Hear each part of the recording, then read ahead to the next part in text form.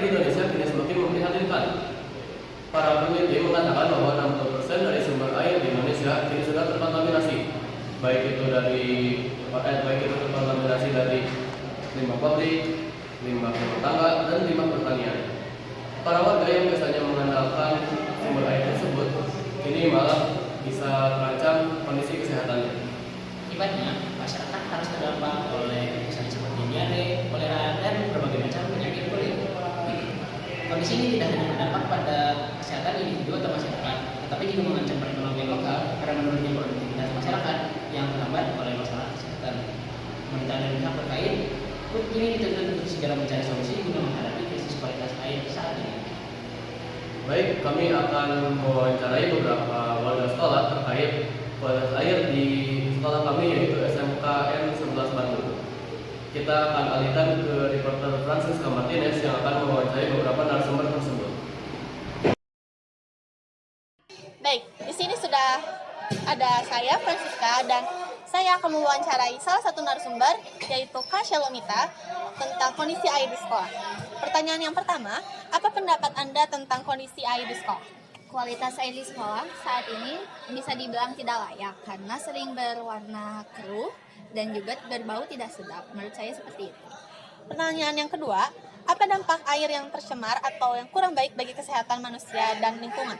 Sebagai contoh, mungkin kalau air keruh itu yang nggak layak itu bisa membuat iritasi kulit kayak gitu.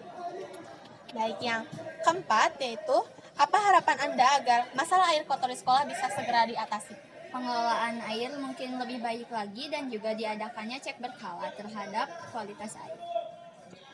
Pertanyaan yang terakhir, apakah pihak sekolah sudah melakukan tindakan untuk mengatasi masalah air kotor? Jika ya, apa tindaknya? Sejauh yang saya amati, di sini belum pernah ada pengecekan terhadap masalah air sekarang. Nah, mungkin kedepannya bisa dilakukan.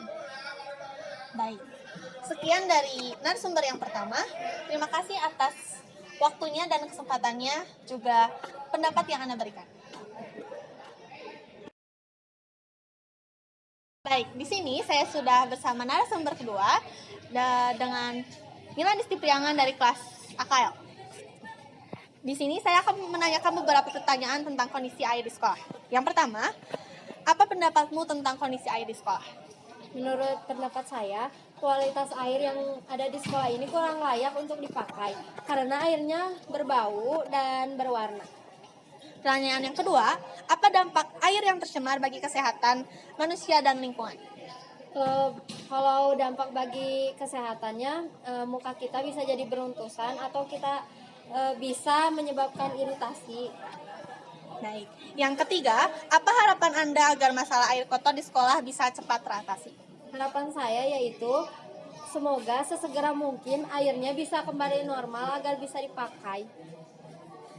Pertanyaan yang terakhir, apakah pihak sekolah sudah melakukan tindakan untuk mengatasi masalah air kotor?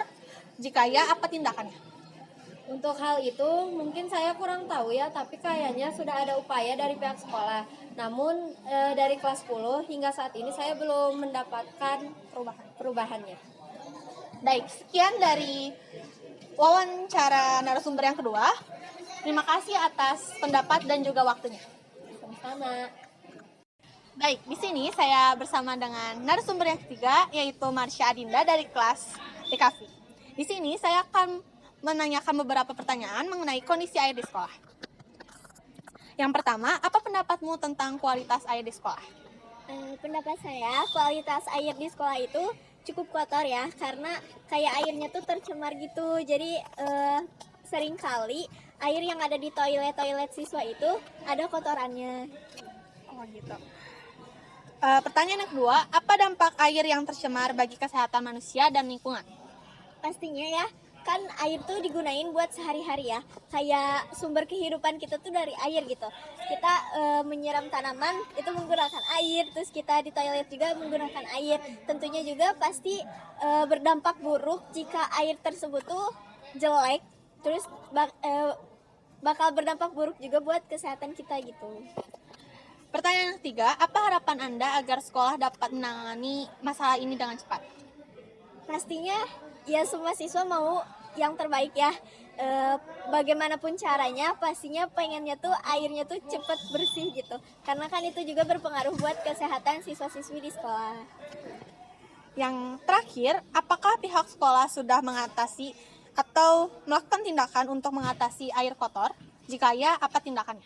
Kalau misalnya tindakan sih saya kurang tahu, tapi pernah sering kali melihat pihak sekolah itu mengganti atau membersihkan saluran airnya.